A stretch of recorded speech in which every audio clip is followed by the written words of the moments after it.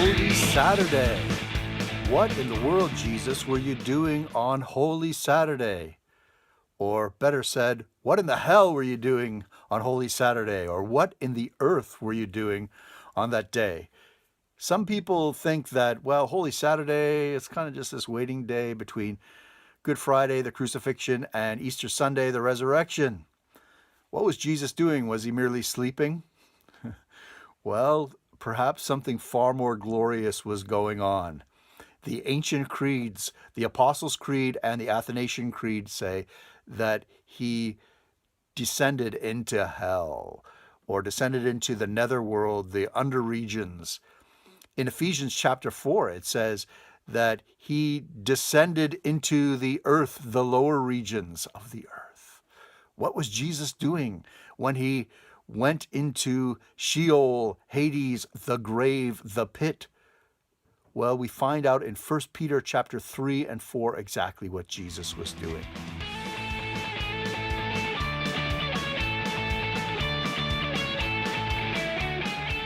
In 1 Peter chapter 4, it says that the gospel was preached even to the dead.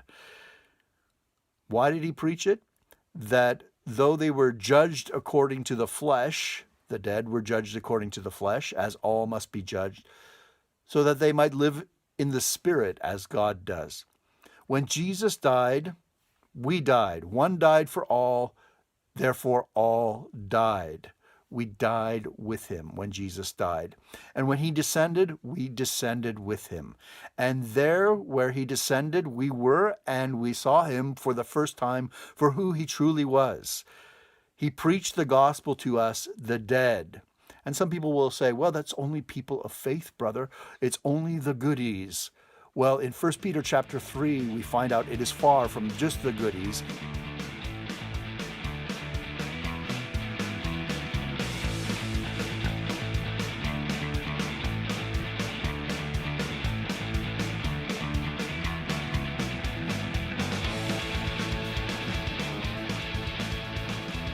We find out it is the spirits who were imprisoned because they didn't keep their place during the days of Noah.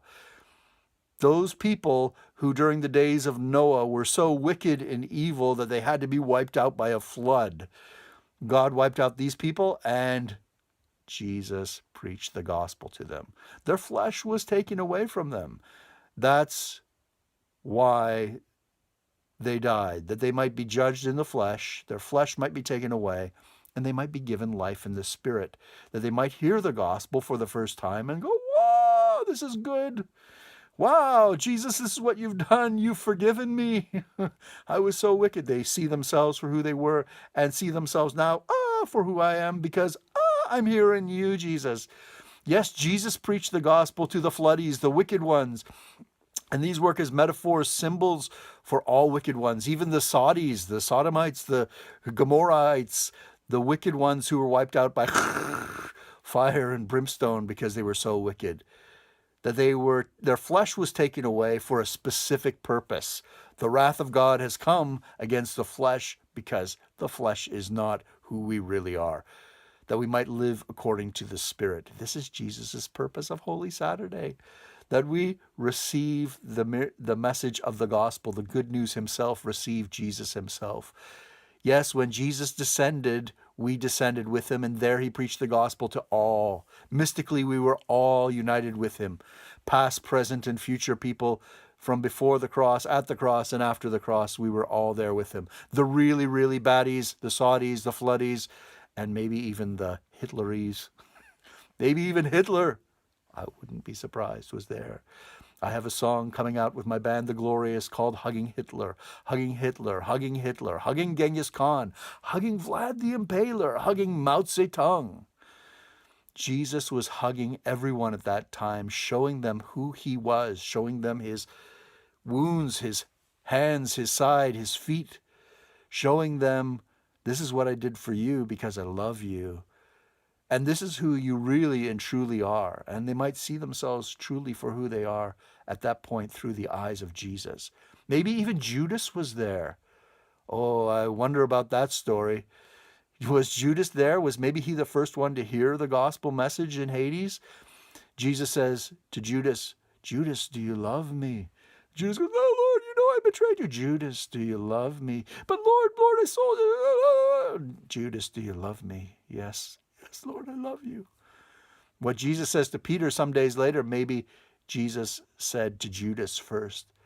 Perhaps this gospel is far more glorious than we have even considered and fathomed in our wildest imaginations. Maybe Jesus was preaching the gospel to you and your enemies there at that same place and showing us the reconciliation of all people in himself on Holy Saturday. Yes, brothers and sisters, you are holy on this Sabbath day. He has made you holy and righteous as he and his Father are righteous. He led a triumphal victory, a procession march, showing that the powers and principalities are under his feet. He has crushed the snake under his feet. That proto-evangelion in Genesis that was prophesying that he would crush the snake under his feet because the snake had pierced his foot. Jesus has won. He has beaten the powers and principalities. He's defeated them all. Yes, it is possible that every knee has bowed in heaven, on earth, and under the earth, and every tongue has confessed that Jesus Christ is Lord, to the glory of God the Father. So on this holy, holy Saturday, we glorify you, Jesus. Yes, it is even 2019. Holy Saturday is Hitler's birthday. Jesus is hugging Hitler. We hope that is our hope. We hope that will manifest in all of humanity, that everyone will see that they are holy and that they are hugged, that they are loved and that they are accepted, that they have been reconciled. And the resurrection, which we anticipate tomorrow, is the manifestation that the new creation has come. I love you, brothers and sisters, and bless you on this Holy Saturday. In Jesus' name. Hugging Hitler, hugging Genghis Khan, hugging Vlad the Impaler, hugging Mao Zedong, Osama, Obama, Oprah, Bush 1 and 2.